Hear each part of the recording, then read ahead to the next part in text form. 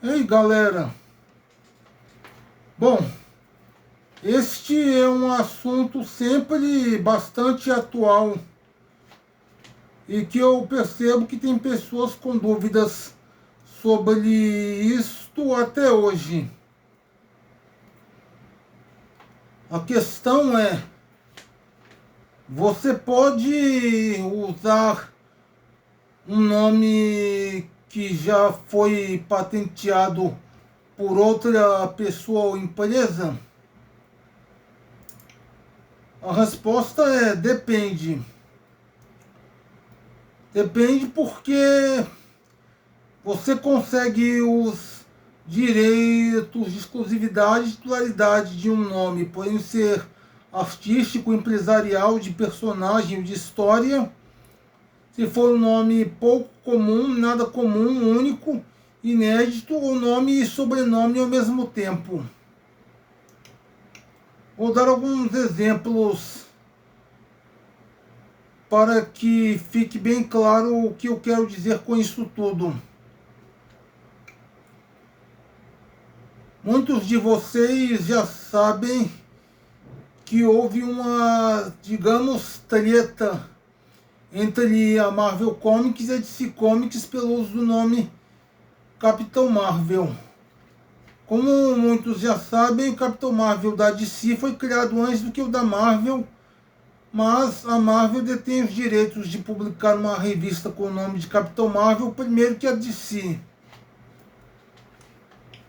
Então, o nome acabou sendo partilhado pelas duas firmas.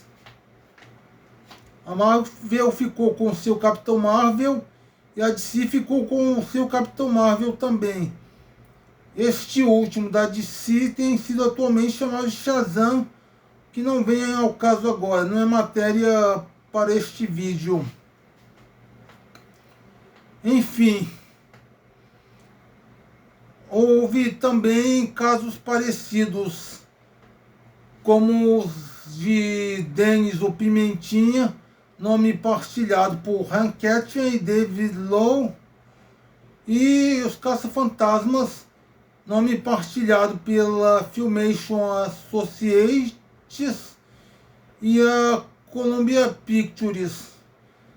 Vale destacar que no caso dos Caça-Fantasmas, embora o nome original do live action da Filmation Associates fosse escrito como The Ghostbusters, no caso o artigo definido The e com os termos Ghostbusters em separado, enquanto que os Caça-Fantasmas da Columbia Pictures foram cunhados como Ghostbusters, tudo junto, sem nenhum espaço, em um artigo definido de, a legislação julgou ser o mesmo nome na época. Tanto que foi por isso mesmo que a Filmation conseguiu colocar, e ela realmente colocou em sua animação o nome Ghostbusters, tudo junto, e sem um artigo definido de. Agora, a DC não pôde processar a Marvel por esta ter criado o próprio Espantalho, porque Espantalho é um nome de domínio público. Nenhuma das duas empresas, Marvel ou DC, criou o termo Espantalho, logo é de domínio público. Mesma coisa acontece com os nomes Thor, Homem-Areia, Tempestade, Mercúrio e Jack da Lanterna, ou Jack Cabeça de Abóbora. Então, tem essa questão. Quando o nome é de domínio público, que quer dizer que qualquer pessoa ou empresa pode usar, não tem como dar treta. Uma amiga minha, escritora, ficou muito preocupada que ela queria colocar no livro dela o título Lost, que já é o título de uma série de televisão de live action. O nome Lost significa perdidos em inglês.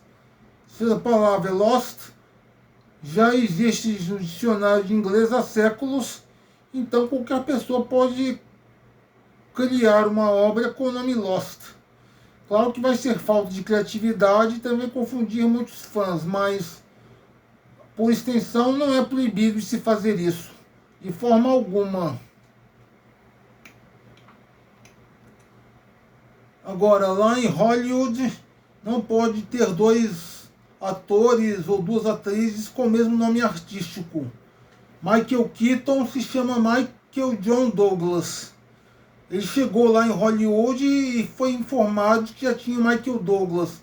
Michael Kirk Douglas, filho do ator Michael Kirk. Então o outro pegou uma revista, folheou e encontrou o nome de Diane Keaton. Ele pegou emprestado o sobrenome dela e acabou se tornando fã e amigo dela no mundo real. Mesma coisa com Julia Roberts, que se chama por extenso Julie Fiorini Roberts. Já tinha uma Julie Roberts em Hollywood, ela trocou dela para Julia, artisticamente falando, porque no civil ela ainda é Julie. Agora, aqui no Brasil, deu uma treta, porque o cantor Leonardo, que fazia dupla com o Leandro, esse Leonardo se chama Emival Eterno da Costa. Enquanto que já tinha um Leonardo, um pernambucano, chamado Everaldo de Souza Lima, que reclamou que estava tendo dificuldades em receber pagamento e reconhecimento por dias autorais, que ele fazia muitas composições que os créditos iam automaticamente para o irmão do Leandro. Também muita gente comprava um CD de um ou ia ao espetáculo musical de um achando ser do outro. Então o pernambucano tentou reivindicar o nome Leonardo para si. Ele alegou que era Leonardo sozinho fazia bem mais tempo. O irmão do Leandro disse que virou Leonardo sozinho sem querer. Isso todo mundo já sabe, mas não é essa a questão, isto é, não era. Prioridade teria que ser de quem surgiu antes. Embora Leonardo seja um nome comum.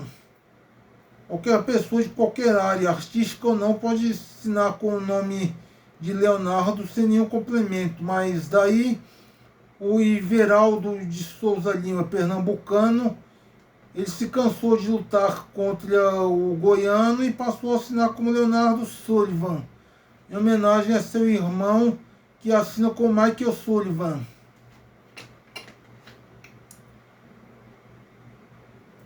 Então, tem dessas questões. Se um nome não for de domínio público, ou se não for um nome que sempre se vê por aí assim, ninguém pode exigir exclusividade e titularidade. Roberto Carlos, o cantor de Cachoeiro Itapemirim, meu conterrâneo, sou daqui de Vitória, Espírito Santo, ele tentou processar, quer dizer, ele não tentou, ele processou dois caras por colocarem nas respectivas firmas o nome de Roberto Carlos Imobiliária.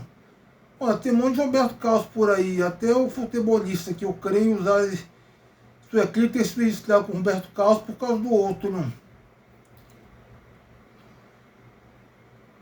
O cara, Roberto Carlos, cantor, fica querendo aparecer. Evidentemente que nenhum dos outros Robertos Carlos por aí são Roberto Carlos Braga. Então, para quem realmente quer exclusividade e titularidade no nome, coloque um complemento que faça ficar bem simples, eficaz e distinguir de outras pessoas. Ou então arranje um nome artístico por aí, que seja realmente só aquela pessoa, que aí, se surgir outro com o mesmo nome, dependente, tem que pedir autorização. Essas questões de direitos autorais são sempre bem complicadas. Agora, quando o nome é protegido por direitos autorais, Para você utilizar, para você reproduzir, tem que pedir autorização ao detentor de direitos. E também, quando isso muito das imagens. Eu tenho feito muitos trabalhos artísticos usando o nome, a imagem e o ambos de minhas 3 melhores amigas, todas aqui de Vitória, Espírito Santo, Maria Barbosa e Castro, Irã Zucchelli e Barbosa e Castro. E tenho até usado personagens fictícios baseados nas 3, Maria Borges de Carvalho, Irã Zucchelli e N. Borges de Carvalho. Eu pedi autorização a elas para poder reproduzi-las, também usar as personagens fictícias baseadas nelas. E não somente fui liberado, como também elas ficaram totalmente felizes. Estão gostando bastante até hoje. E eu também consegui as autorizações da Mariana Caltabião, da cidade de São Paulo, do Almir Correia, de Curitiba, e da Carol Rossetti, de Belo Horizonte, para usar os personagens criados por eles em crossovers, misturas com meus personagens. Meu planejamento era unir forças com criadores de conteúdo capixabas daqui do Espírito Santo, mas ninguém aceitou. Um amigo tinha até concordado, mas voltou atrás porque eu falei para ele que a sócia dele parou de falar comigo sem motivo nenhum. Nunca brigamos, não entendi o que houve, embora isso seja passado. Eu só estou falando isso porque faz parte da matéria deste vídeo. E uma amiga minha, que também é capixaba, ela ficou de me liberar os personagens. Ela tinha me liberado de prontidão, mas ela não encontra mais a página dela da internet onde tem as imagens com esses personagens postados. Pois é, tem dessas coisas. Tem que pedir autorização. Agora, tipo, eu posso fazer menções em meus trabalhos de histórias em quadrinhos e literatura ao Facebook, ao Orkut ou ao Sônico. Só para citar alguns exemplos. Facebook é um nome que já existia antes de ser fundada a rede social. Facebook é um diretório de associados na internet e também é o nome dos cadernos de estudantes de Harvard recebem quando se matriculam para poderem se conhecer bem mais e melhor uns aos outros. Então o nome Facebook está liberado. Só tem que tomar cuidado que se você colocar um personagem seu usando o Facebook, pode ser que fique caracterizado como violação de direitos autorais, mas colocar só o nome não tem problema. Mesma coisa vale para as finadas redes sociais Orkut e Sônico. Orkut é o nome verdadeiro do fundador desse site e em turco quer dizer cidade da santidade. Enquanto que Sônico, que era uma espécie de Orkut argento mexicano, mas com algumas diferenças bem detalhadas, é uma palavra que significa relativo ao som ou à velocidade dele. Então é essa matéria. Na descrição do vídeo tem o canal do YouTube da Irã Zucchelli. Se tiver interesse, acessem por lá.